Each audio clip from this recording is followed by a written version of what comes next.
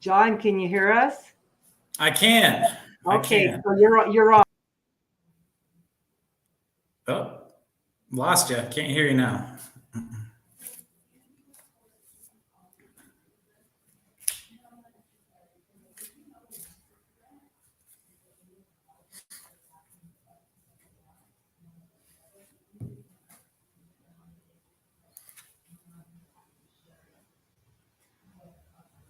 Well, to everyone watching, my name is John Finnefrock. I'm a youth advocate at Rise Above Violence, and we're hopefully going to talk about Teen Dating Violence Awareness Month, which is in February, and we'll see if Mary Jo is able to get on.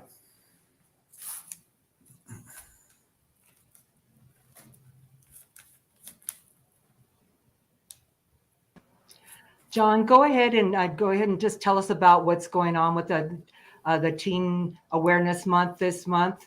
Mary Jo's not able to get on, so just go ahead and just tell us what you would like the community to know. Okay, sure. Yes, like Kim said, February is Teen Dating Violence Awareness Month. Rise Above Violence, I help facilitate a club called Youth Rise at Pagosa Springs High School, which is a group of 9th through 12th graders who put on activism and awareness campaigns trying to promote violence prevention in Pagosa Springs. We've done quite a few events for Teen Dating Violence Awareness Month. At the schools, the first week, well, first of all, we hit a little no violence gnome throughout the school. And it was found. Local businesses donated $25 gift certificates for whoever found the No Mo Violence Gnome. And it wasn't a big gnome; it was about 3 inches tall. The first week of February, the students from Youth Rise went around to each advisory at the high school and passed out red and green flags that had relationship red and green flags written on them, to just try to promote identifying red and green flags and relationships, and talking to somebody if you saw any red flags, which can be warning signs of abuse in the relationship. Yesterday, actually, we did Wear Orange for Love Day, where we had a raffle and prizes at lunch. It's an informational table, and the students put that on. We also had little cards that said, if you're a victim of teen dating violence, there is help, with my email and my colleague Kaylee Sue's email. The theme of Teen Dating Violence Awareness Month is let's talk about it. Too often these things aren't talked about at all. There's a statistic that about 1 in 3 teens in the US will experience physical, sexual, or emotional abuse. But then only 1 in 3 teens involved in an abusive relationship will confide to anybody about it. So the theme of the month is let's talk about it. And just because February is coming to an end, that doesn't mean that we should stop vocalizing these things. Silence empowers abusers. So it's up to supportive adults and to peers in the community to keep talking about these issues so they do not go unspoken.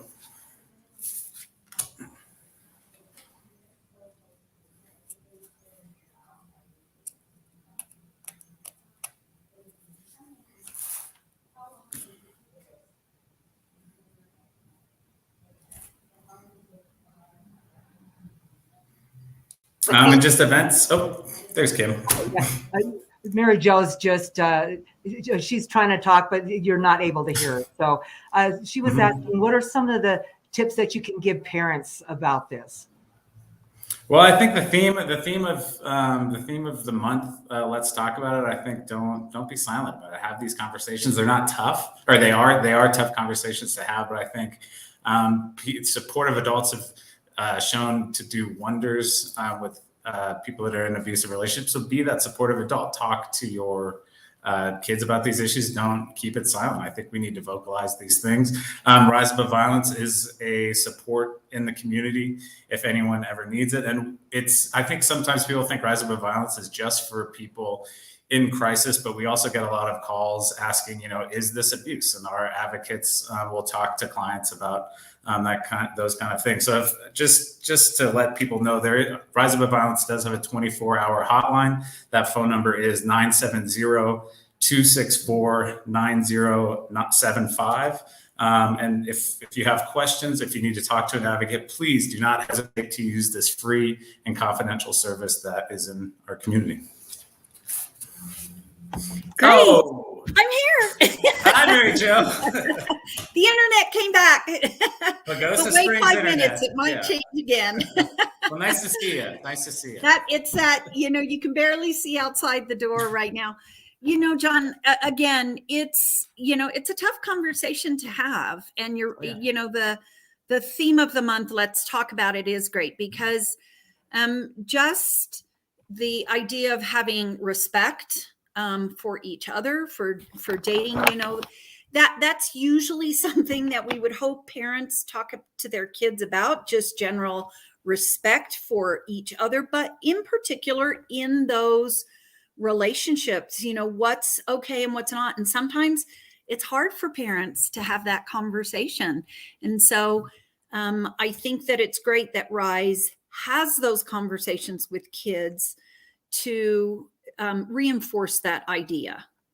Yeah, and I think red and green flags are a good place to start, at least as a baseline. And so those resources are available just by Googling red flags, or on Rise Above Violence's Facebook page. We've been posting things about that all month. So there are some conversation starters there. So John, you had mentioned earlier in the show, 1 in 3 people may have that unfortunate incident, and people don't report it, similar to rape conditions or domestic violence. Tell us about how people can feel safe if they feel that they have encountered teen violence, domestic violence, rape. How can Rise help them? I know you guys have a contact page, so maybe give our listening audience a little bit of information how people can do that confidentially. Sure. Yeah, I mean, the Rise has two youth advocates, myself and Kaylee Sue, who was a graduate of Pagosa Springs High School a couple of years ago. Most people in the community seem to know her. I think it's certainly helpful to have somewhat of a rapport and a relationship with someone if you're confiding in them about those things. And that's why we are in the schools. We teach classes at every public school in the community, and that certainly makes it easier. But separate from that, we have a lot of compassionate, caring advocates in the office. All our services are free and confidential. And I encourage people, if you have questions, Rise definitely serves clients who are in crisis, but we can definitely answer questions if you're just asking, is this abuse, those kind of things. So there are services in our community to support you, and Rise is one of them. And I just encourage people to take advantage of those types of services, including Rise Above Violence, if they feel they need to, because it's obviously a person's individual choice. You bet. And then coming up in April, is it Domestic Violence Awareness Month? In April is Sexual Assault. Sexual Assault Month. Okay. Yeah. I know we have a lot of awareness months. There are. And Rise has an event coming up called the Push-Up Challenge, which is designed to push up victims of sexual assault and domestic violence. There will be more information on the riseaboveviolence.org website coming up for that. And we're brainstorming with our Youth Rise group, our group of 9th to 12th graders who help design these awareness campaigns. What's going to make a difference to raise awareness about sexual assault at the high school in a realistic way that people will actually start to think about their decisions and their behaviors and how they can help or get help if they need. Great. All right. Anything else you want to mention that's coming up on the schedule for Rise, or that you want to bring people's awareness to? Yeah, I think just the continuation, let's talk about it. I know that's the tagline for February, but let's not let that end on the 28th or whatever the last day of February is. Let's keep those conversations open. I know it takes courage and bravery to do that, but it can also be really healing to get these things out. Besides Sexual Assault Awareness Month and the Push-Up Challenge, the Youth Rise students will be hosting the 3rd annual Mental Health Awareness Walk in May, and that's completely put on by students. And just that Rise Above Violence is here. Please, and feel free to call our hotline if you feel you have some questions or you're in crisis or however we can help. We're more than happy, and everything is free and confidential. All right.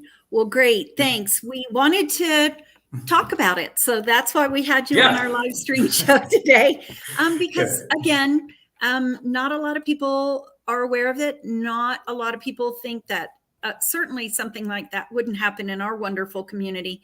But if it does, what could someone do? And so thank you for you and all the counselors and volunteers that help people out there in a confidential manner. And we really appreciate it. And we, so for you push up people, get ready for the push-up challenge coming up.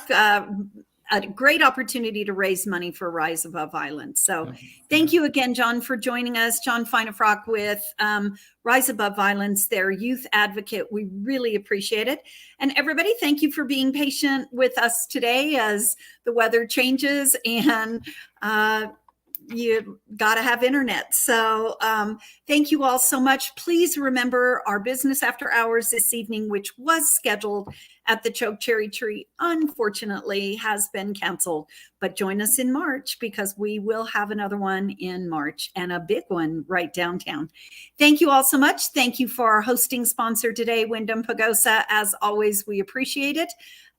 Wyndham certainly getting busy and getting ready for spring break, which will be happening pretty much. The heavy weeks are the 2 middle weeks of March.